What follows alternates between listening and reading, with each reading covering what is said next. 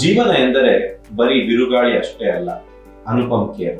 ಪ್ರತಿಯೊಬ್ಬರು ತಮ್ಮ ಜೀವನದ ಬಗ್ಗೆ ಒಂದಲ್ಲ ಒಂದು ಕಾರಣಕ್ಕೆ ಬೇಸರಗೊಂಡಿರುತ್ತಾರೆ. ಎಷ್ಟೋ ಬಾರಿ ನಾವು ನಮ್ಮದಲ್ಲದ ಸಮಸ್ಯೆಗಳಿಗೆ ದುಃಖಿತರಾಗಿರುತ್ತೇವೆ. ಈ ಜಗತ್ತಿನಲ್ಲಿ ಕೋಟ್ಯಾಂತರ ಜನ 108 ಸಮಸ್ಯೆಗಳಿಗೆ ತುತ್ತಾಗಿರುತ್ತಾರೆ ಮತ್ತು ತಮ್ಮ ಜೀವನದ ಬಗ್ಗೆ ಬೇಸರಗೊಂಡಿರುತ್ತಾರೆ.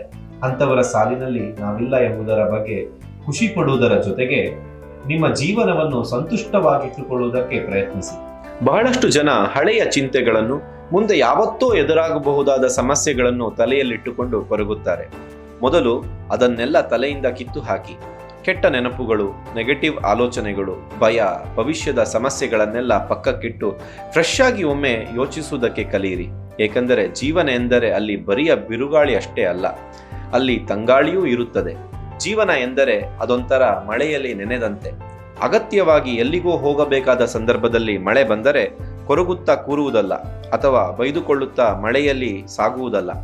ಅದರ ಬದಲು ಖುಷಿಯಾಗಿ ಕುಣಿಯುತ್ತಾ ಹೊರಟರೆ ಆಗ ಬೇರೆ ಯಾವುದೂ ಲೆಕ್ಕಕ್ಕೆ ಇರುವುದಿಲ್ಲ. ನಮಸ್ಕಾರ.